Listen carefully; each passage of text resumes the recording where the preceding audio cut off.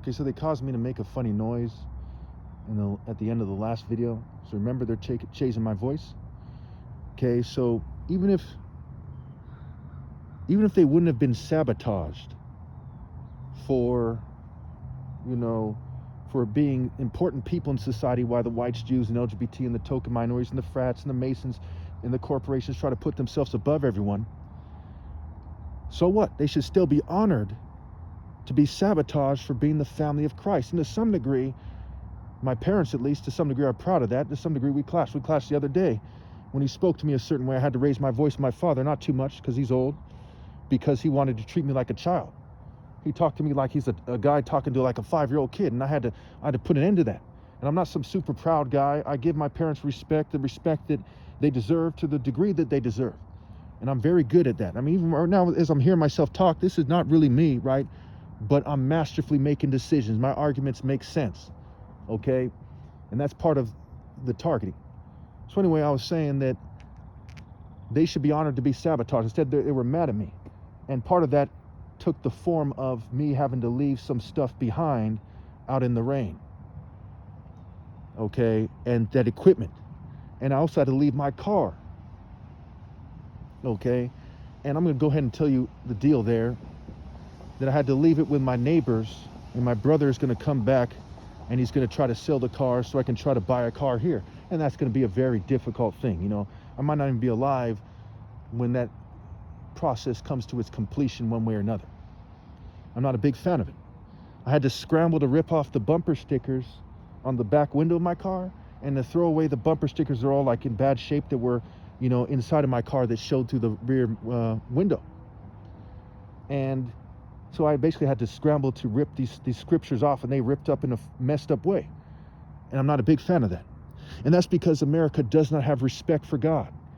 Every church, mosque, and synagogue should be spending money to help me out. They should be giving me lots of money on the strength. I shouldn't be living with my parents. I shouldn't be forced to move here and there. And you got a bunch of child molesters and their allies who think that they win something because it played out this way. Can you imagine? A bunch of people with their nose in the air, and I've come across so many arrogant people. Like, some people are nicer than others. Some people are closer to good than others. But some people are a real piece of work, and they wanted me to suffer. Some people wanted to kind of humiliate me, like Christ is a character in the story, where they're spitting on him and slapping him and, put on a robe and a crown of thorns.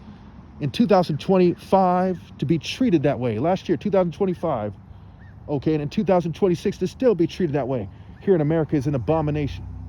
And the president claims to be sticking up for Christians. It's very sick. Okay, the way things work is very, very sick. And I've spoken on this many, many, many times. The part of putting a lamp on its stand, a light on its stand, the light of justice, Isaiah 51:4, is telling the truth about these things. I know they're trying to make it so I sound like, I don't know, like a city guy, like a hustler, a thug. I'm not any of those things. My kingdom is not of this world. But I am offended right now. They are filming me, and they made it so I have this kind of look in my eyes that looks a certain way. They messed up my eyebrows a certain way, so at times I look weird.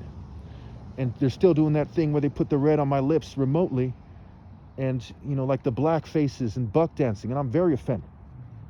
As we look at this thing, some people might say, well, why aren't other black people as offended as you are? To some degree they are, but they're not as offended because I'm a warrior, right? I'm a martial arts warrior, a martial arts hero. And they don't try to be that. They aren't that. They don't see themselves that way, what have you. So it's easier for them to kind of swallow that pill, where I'm not supposed to take it laying down. I'm supposed to chastise them. That's why I didn't hesitate to come out in public this morning and to make this video at a park. I don't know what's going to happen. This is the first time I'm making a video like out in the open like this in the greater Detroit area. For all I know, people are going to walk up and say, well, where are you from? So I'm also moving around in a way that reflects I see myself as a great warrior. But I'm not worried about it.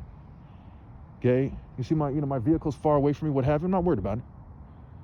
Because I'm a man of God. So I'm a man of honor. Because I put my faith in the Lord. I seek refuge in the Lord. And to some degree, in the place that it's a part of the greater area of the Detroit Lions, people have a certain respect for me already. My reputation precedes me.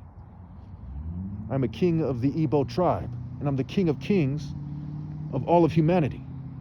And that's extremely respectable. And it comes with great responsibility. Okay, I'm going to move with a certain divine grace and pride, in spite of being dressed in a way that's weird. And my aunt the other day bought me some boots, and they made it hard for me to receive the text messages. So they said, hey, we're going to send you the picture, make a long story short. I ended up buying the boots, and they're funny looking boots. But I'm wearing them right now because I don't want to mess up my other shoes.